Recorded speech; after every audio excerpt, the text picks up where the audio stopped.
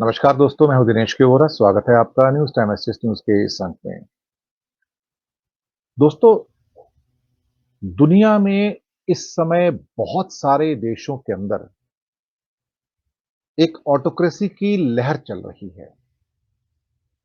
उसके अंदर भी एक लहर उनकी है जो इलेक्टोरल ऑटोक्रेसी है। यानी कि सरकारें तो चुनकर आती हैं, डेमोक्रेटिक मीन्स से चुनावों के द्वारा, लेकिन बाद में जो उनका रवैया होता है, वो पूरा ऑटोक्रेटिक या डिक्टेटरशिप वाला हो जाता है।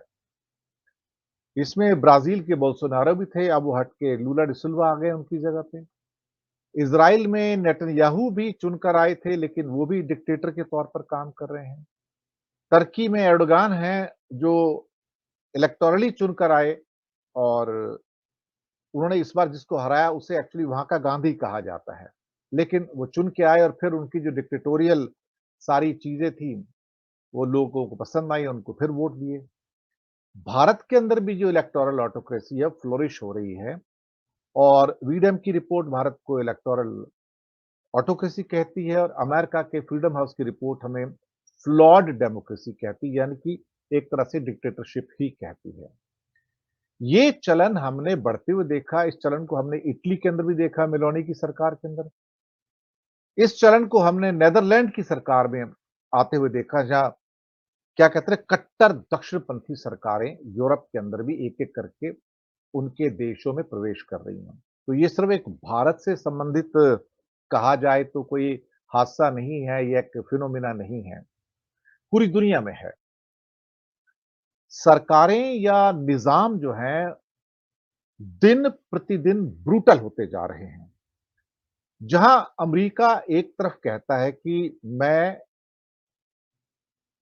चाहता हूं कि इज़राइल कम से कम ह्यूमन कैज़ुअल्टीज़ के उसमें जाए, डोमेन में जाए, खास तौर से फ़िलिस्तीन के अंदर। वहीं उसके अंदर एक एक्स्ट्रा कांग्रेस से परमिशन लेता है कि और कई बिलियन डॉलर के हथियार भेज दिए जाएँ। और जब 2 दिन पहले संयुक्त राष्ट्र संघ के अंदर प्रस्ताव आता है कि सीज़ फायर किया जाए, तो उसको वीटो किसने किया? अमेरिका ने वीटो किया। एक तरफ अमेरिका बाहर आकर कहता है कि ये युद्ध रुकना चाहिए और वहीं संयुक्त राष्ट्र संघ के अंदर वो उसी प्रस्ताव को, सीज़ फायर को वीटो करता है। ये दोगलापन जो निकल कर आ रहा है इस समय, ये सभी ऑटोक्रेसीज़ के अंदर और सभी इलेक्टोरल ऑटोक्रेसीज़ के अंदर नज़र आ रहा है। हर गुज़रते दिन के साथ ये ऑटोक्रेसीज़ और ज़्यादा ब्रूटल होती जा रही हैं, क्रूर होती जा रही हैं। मीडिया हो, ब्यूरोक्रेसी हो, फेलो पॉलिटिशियंस हो, इंस्टीट्यूशंस हो, इवन जुडिशरी हो, ये सभी आज जो सत्ता के सामने एक किस्म से नतमस्तक हैं, पूरे घुटने टेक चुके हैं। किसी में इतना साहस नहीं कि बोल सके। अगर आपका नाम नवल्नी है और आप रूस में हैं, तो यकीन मानिए आपको भी क्रश कर दिया जाएगा, आपको भी ज़हर देके मार दिया जाएगा। ये हालात एक के बाद एक मुल्क से निकलते हुए नज़र आ रहे हैं। इसलिए जो भारत में हो रहा है, उस पर किसी को कोई हैरानी नहीं होनी चाहिए। लेकिन मैं फिर से चैनल की पॉलिसी होने के नाते मैं अपने सभी पैनलिस्ट से निवेदन करूँगा कि हम सब कुछ होने के बावजूद हम अपने शब्दों की संवेदनशीलता को बनाए रखेंगे और हम गांधी जी के कदमों पे चलते हुए जिन शब्दों का उपयोग करेंगे, उसके द्वारा हम विरोध तो व्यक्त करेंगे, लेकिन कहीं न कहीं चुप नहीं रहेंगे। शब्द जो भी होंगे, संवेदनशील होंगे, शालीन होंगे। India is now brutal autocracy. मैं आमंत्रित करना चाहूँगा अपने 3 मेहमानों को इस पे डिस्कशन करने के लिए, जिसमें उत्तर प्रदेश से सैयद कासिम साहब हैं, स्वागत है आपका।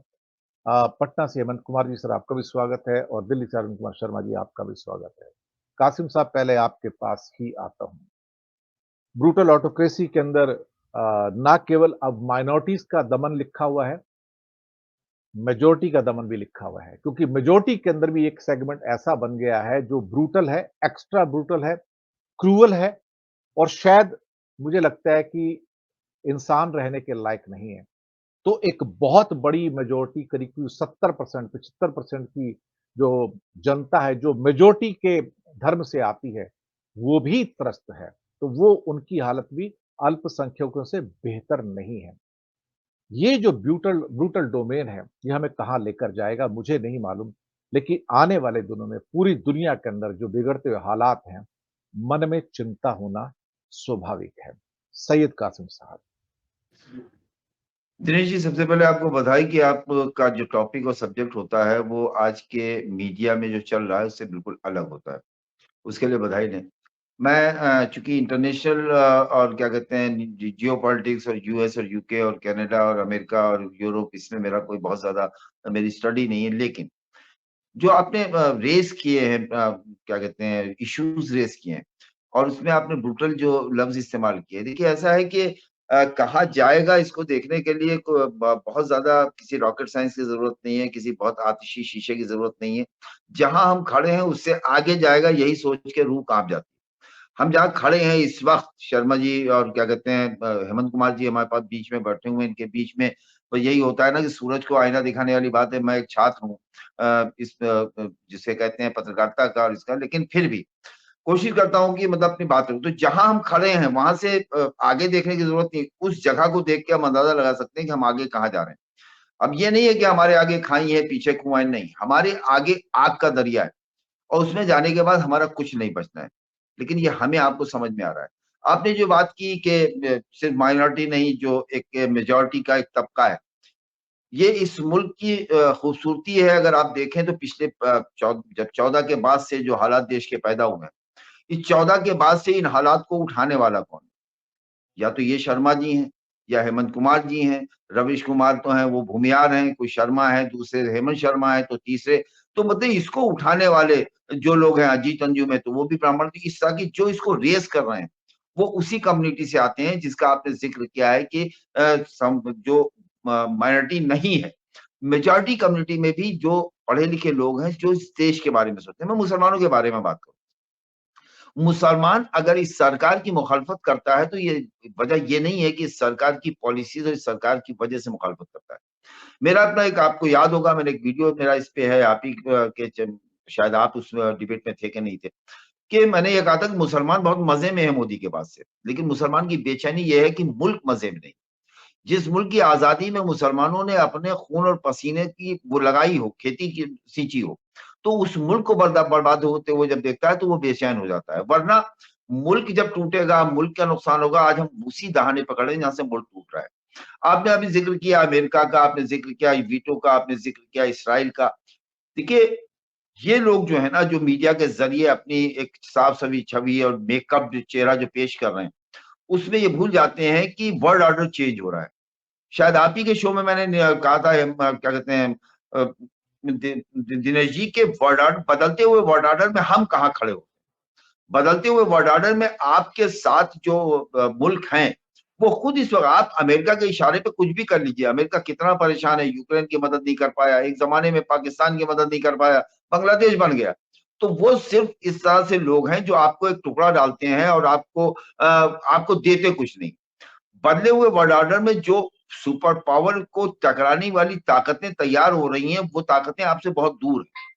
तो ये चीज जो है, ये सोचने वाली, मुल्क पे खतरा है, इसलिए दिनेश के वोरा को भी सोचना पड़ रहा है, अरुण कुमार जी को भी सोचना पड़ रहा है, हेमंत जी को भी, और उसमें नहीफ सी आवाज सैयद कासिम की भी जुड़ जाती है।